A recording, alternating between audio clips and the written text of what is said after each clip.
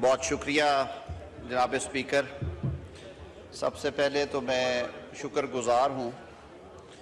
اس معزز ایوان میں موجود اپنے کولیگز کا اور مختلف سیاسی جماعتوں سے ہے بشمول اپوزیشن کے اور ٹریری بینچز کے، جنہوں نے اس انتہائی اہم موضوع کے اوپر بات کرنے کے لیے آج کویسچن آور کی سسپینشن کی بھی ریزولوشن پاس کی اور اس ایوان کے توسط سے پاکستان کے عوام کی ترجمانی کرتے ہوئے دنیا تک اپنے کنسرنز پہنچانے کے لیے اس ڈیبیٹ کے آغاز کے لیے کہا. جناب اسپیکر، 7 اکتوبر 2023 بلا شبہ جو موجودہ انسانی تاریخ ہے اسے ایک کرائسس کے دن کے حوالے سے یاد رکھا جائے گا کہ جس طرح کا وحشیانہ انداز اپنایا ریاست اسرائیل نے اور اعلانیہ جینوسائیڈ کا آغاز کیا فلسطینی عوام کی، خاص طور پہ غزہ کی پٹی میں، اور انہوں نے جو ہماری ماڈرن ہسٹری ہے عالمی جنگوں کے بعد ماڈرن ہسٹری میں ایک نئی تاریخ رقم کی ہے اس ظلم اور بربریت کی، کہ جو کنسنسس کے ساتھ کم از کم جو فگرز آ رہے تھے ان کے مطابق ان 17 ماہ میں اب تک تقریباً جو کنفرمڈ فگر کہتے ہیں 65,000 ہے، کوئی اوپر نیچے، لیکن فگرز اس سے زیادہ بھی ہیں، بے گناہ جو فلسطینی ہیں جن میں بچے، خواتین اور سارے سویلینز شامل ہیں، وہ اس جنگ کے لقمہ اجل بنے. اگر اجازت ہو تو بڑے سنجیدہ ٹاپک پہ بات کر رہے ہیں، اور کم و بیش 1.5 لاکھ کے قریب جو اشخاص ہیں وہ اس صہیونی بربریت کا شکار ہو کے. جی اعظم صاحب ایک سیکنڈ. ڈاکٹر صاحب یہ بڑا ایک امپورٹنٹ ایشو ڈسکس ہو رہا ہے، کائنڈلی تشریف رکھ کے بات کریں. House should be in order, it's a serious issue. جی اعظم صاحب. جی پٹیل صاحب یہ نوٹ کیجئے. تو جناب اسپیکر، جیسے میں نے عرض کیا کہ جہاں پہ ہزاروں لوگ جن کی جو کم از کم تعداد ہے جس پہ کنسنسس ہے وہ 65,000 شہادتیں، 1,30,000 کے قریب جو لوگ ہیں وہ سیریسلی انجرڈ ہوئے اس کانفلکٹ میں، اور محتاط اندازے کے مطابق 15,000 کے قریب وہ لوگ ہیں جن کی ویئر اباؤٹس جو ہے وہ نہیں مل سکے، کیونکہ جس بربریت کے ساتھ اسرائیلی ریاست نے غزہ پہ بمباری کی اور جس قدر خوفناک بارود استعمال کیا گیا وہاں پہ، اور ہستی بستی آبادی کو، عمارتوں کو ملبے کا ڈھیر، بلکہ یوں کہہ لیجئے کہ انہیں زمین بوس کر دیا گیا، تو 15,000 کے قریب لوگوں کے بارے میں یہ بھی ایسٹیمیشن ہے کہ ان کے ریمینز نہیں ملے ہمیں ملبے سے. جناب اسپیکر، اس وحشیانہ اقدام کے خلاف دنیا بھر کی جو اقوام ہیں انہوں نے آواز اٹھائی، لیکن کچھ اقوام ایسی بھی رہی جنہوں نے باوجود بین الاقوامی سیاست کے انسانی حقوق کی اس کھلی خلاف ورزی کو کنڈیم کرنے کی بجائے اس پہ خاموش رہنا زیادہ بہتر سمجھا. تاریخ میں ایسے لوگوں کے نام بھی لکھے جائیں گے. اسلامک ورلڈ میں دوسرے کانٹیننٹس میں، چاہے وہ یورپ ہو، امریکہ ہو، آسٹریلیا ہو، بشمول ایشیا کے،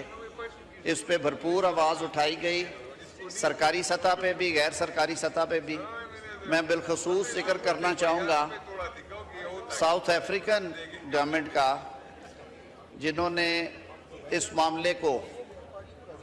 انٹرنیشنل کورٹ آف جسٹس میں لے جانے کا فیصلہ کیا اور پھر انہوں نے وہاں پہ پروسیڈنگز کی۔ حکومت پاکستان مسئلہ فلسطین پہ روز اول سے اپنا ایک ویو پوائنٹ رکھتی ہے، اور ہم آج بھی سمجھتے ہیں کہ دنیا بھر میں جہاں جہاں پہ لوگ اپنے حق خود ارادیت کے لیے جد و جہد میں مصروف ہیں، ان کی آواز ڈائیلاگ سے تو آپ روک سکتے ہیں، ریزالو کر سکتے ہیں، لیکن بارود سے ان کی آواز جو ہے اسے نہ دبایا جائے، وہ چاہے فلسطین ہو چاہے وہ کشمیر ہو۔ اور ان خطوں کے عوام کے حقوق کو سامنے رکھتے ہوئے جو ان کی تقدیر کا فیصلہ ہے وہ بین الاقوامی قوانین کے عین مطابق اور اقوام متحدہ کے جو فیصلے ہیں ان کے مطابق ہونا چاہیے۔ جناب اسپیکر، جیسے میں نے عرض کیا کہ اکتوبر 2023 سے جس بہیمانہ اور وحشیانہ تشدد بھری جنگ کا آغاز اسرائیل نے کیا، دنیا بھر میں اس پہ آوازیں اٹھی، لاکھوں کروڑوں لوگوں نے پروٹیسٹ میں حصہ لیا، معصوم بچے، بے گناہ خواتین، سویلین پاپولیشن، بزرگ، بوڑھے، بلا تخصیص